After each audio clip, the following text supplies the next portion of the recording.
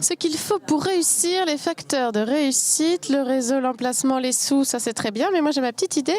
Hop, regardez, Télé Nantes.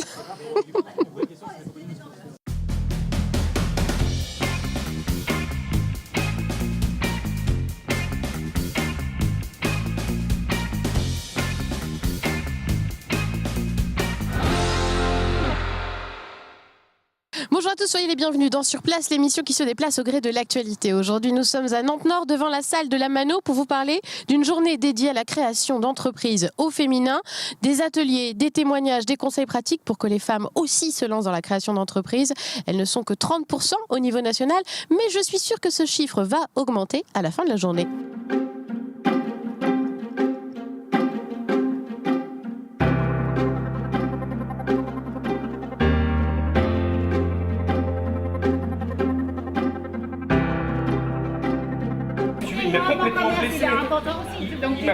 Pourquoi vous êtes là aujourd'hui, vous, Karina? Parce que j'ai un projet que je porte dans mon cœur depuis longtemps et je vais voir si je vais avoir d'appui pour le réaliser. Alors, qu'est-ce que ça vous a apporté depuis ce matin? Est-ce que ça vous aide à y voir un petit peu plus clair dans vos envies, dans vos projets? Alors, ce qui était important pour moi, c'était surtout de voir qu'il y a plein d'aides qu'on peut solliciter, qu'on n'est pas tout seul dans son coin à se poser des questions et finalement ne pas aboutir. Ça, c'était intéressant de se retrouver en fait en collectivité face aux mêmes problèmes, qu'il y a peut-être plus d'aide que j'ai pensé. Et c'est quoi votre projet alors? Vous pouvez nous le dire? Alors, notre projet, c'est de promouvoir l'alimentation bio par les enfants. Donc, je veux mobiliser les enfants parce que je pense qu'il faut commencer par les enfants si on veut changer quelque chose dans ce monde. Est-ce que le fait d'être une femme, vous considérez que ça peut être une difficulté dans votre projet d'entreprise ou pas? Pas directement, mais je crains que ma famille va en pâtir. Donc, nous, les femmes, on est acteurs surtout sur plusieurs axes, toujours. Et je pense je peux compter sur le soutien de ma famille, mes enfants et mon conjoint. Mais je pense qu'on ne mettra peut-être ça pas de la même manière en place. Donc, je pense qu'il faut bien réfléchir, se lancer doucement et avoir des convictions très, très fortes pour pouvoir y arriver. Ça change pas. C'est toujours plutôt les femmes qui se posent la question de la vie de famille que les hommes quand ils se lancent. Mais bon. Après, il faut laisser la place aux hommes aussi. Il n'y a pas beaucoup d'hommes aujourd'hui qui prennent vraiment la part dans la famille. Si on voit tous les papas qui ne prennent pas leur congé paternité, c'est pas étonnant que nous, on doit prendre notre place et les papas aussi.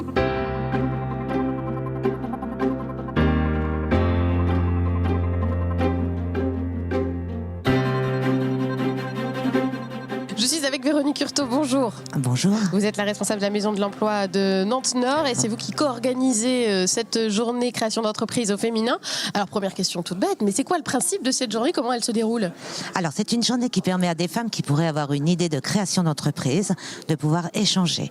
Donc, cette première partie de matinée, plutôt une introspection pour comprendre qu'est-ce que ça peut générer, la fait de créer une entreprise, etc.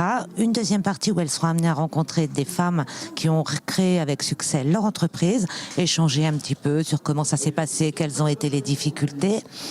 Et enfin, une troisième partie de journée où les personnes pourront rencontrer tous les acteurs techniques qui peuvent accompagner ou fournir des soutiens en termes de finances, en plan marketing, en recherche de clientèle, etc. Donc un vrai soutien technique à cette création. Des choses très pratiques, quoi. Très pratico-pratique. Mais tout en sachant que l'accent du matin, c'est bien réfléchir. Qu'est-ce que sous-entend créer? Qu'est-ce que ça peut générer? Casser aussi toutes les représentations que les femmes peuvent avoir sur il est impossible de créer une entreprise, je ne trouverai pas, je suis pas capable, ça va poser des problèmes, etc. Alors c'est pas la première fois que vous faites ce genre de journée, c'est la 3e édition, vous changez de quartier à chaque fois, toujours dans les quartiers politiques de la ville, donc toujours. Ça veut dire les quartiers prioritaires en quelque sorte de la ville de Nantes. Là il y a 33 femmes qui sont là aujourd'hui, elles sont à des niveaux différents en fait, elles n'ont pas toutes forcément un projet très établi? Non, certaines ont envie d'avoir, reprendre une activité et dans cette conjoncture, elles peuvent commencer à avoir une idée de créer leur propre entreprise. D'autres femmes ont des idées beaucoup plus claires, souvent des projets qui peuvent être en lien avec une activité de traiteur pour pouvoir après louer leurs services dans des manifestations diverses.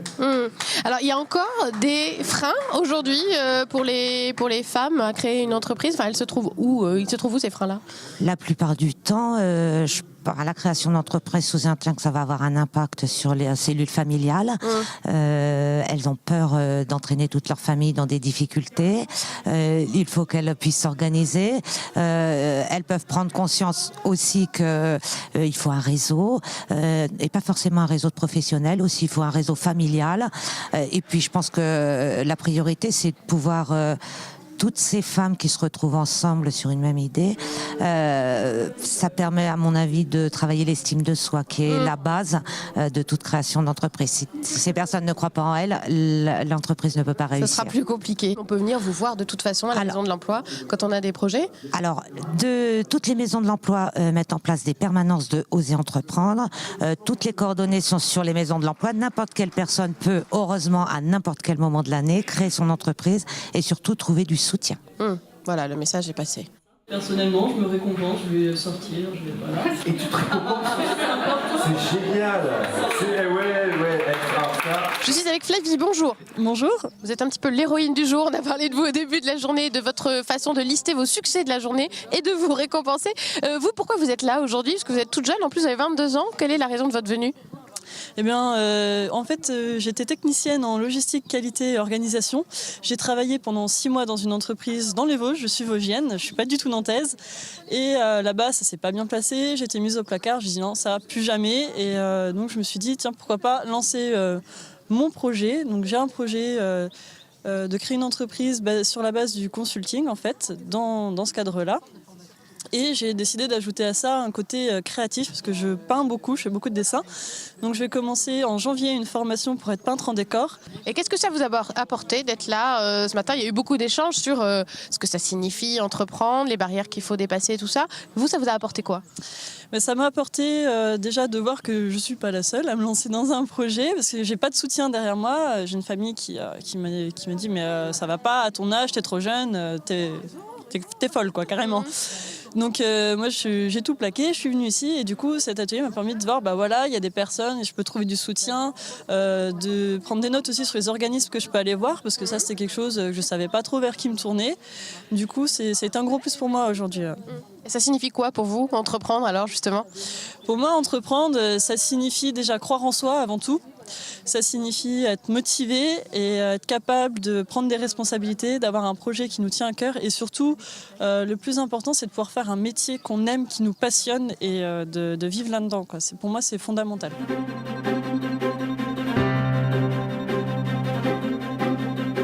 Je suis avec David Rival. Bonjour David. Bonjour Annelise. Vous êtes animateur, dirigeant de la société Impulseur. Quel est votre rôle aujourd'hui dans cette journée d'entreprendre au féminin? Mon rôle aujourd'hui, j'ai envie de dire, c'est d'impulser, c'est d'animer, c'est de former aussi. On est sur un mi-chemin entre un événement et une formation à la fois.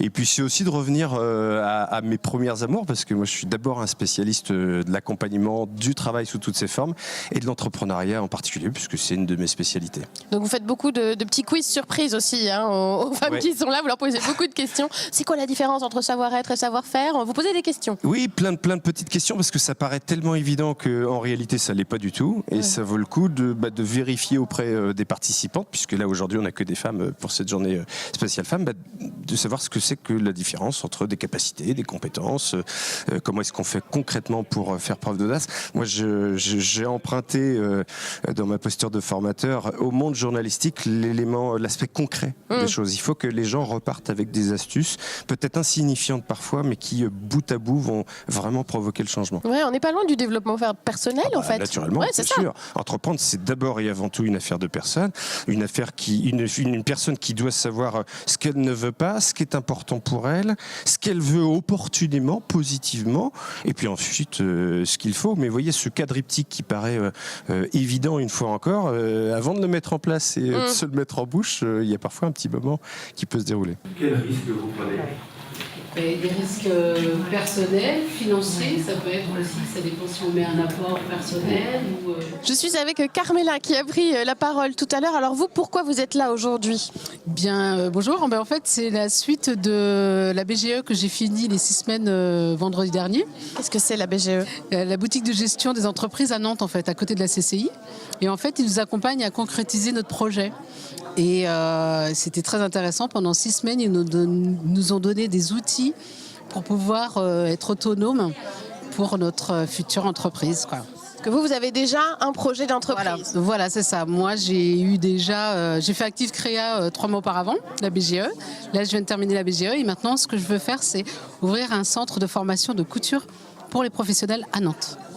Voilà. Et vous avez eu aussi, vous, des barrières sur votre parcours. Là, on entend que vous avez eu pas mal d'accompagnement, mais est-ce que vous avez hésité avant de vous lancer ? Non, parce qu'en fait, j'ai pas eu trop d'embûches.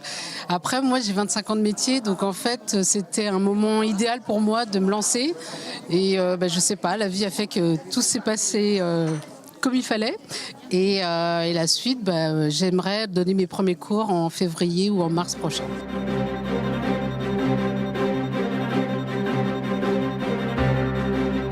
Je suis avec Noémie Wakanga, bonjour. Bonjour. Qui est chef d'entreprise, Tout à on peut fait. le dire, et qui est là aujourd'hui justement pour témoigner de son parcours. Vous avez créé l'entreprise Délices de Sucre et d'Or, une entreprise de pâtisserie, si je ne dis pas de bêtises, voilà. Pâtisserie, oui, atelier de pâtisserie. Et alors vous, ça fait 3 ans que vous avez créé cette entreprise. Aujourd'hui, vous allez parler justement à ces femmes qui sont aussi dans cette démarche d'entreprendre. Alors pour vous, quelles ont été les difficultés ? Quel a été le plus dur dans votre démarche de créer une entreprise ? Alors c'est plus tout le côté structuration de l'entreprise, vraiment d'entreprendre toutes les démarches, de se faire bien accompagner parce que ça c'est très très important. Et après de tout mettre en place et de se faire un petit peu confiance. Il faut vraiment être très très motivé, il faut pas avoir peur de se lancer. Et il faut savoir gérer son quotidien tout en mettant tout le point important dans l'entreprise.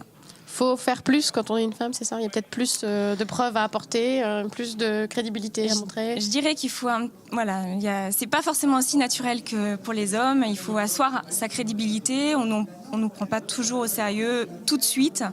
Mais après, c'est l'expérience qui parle.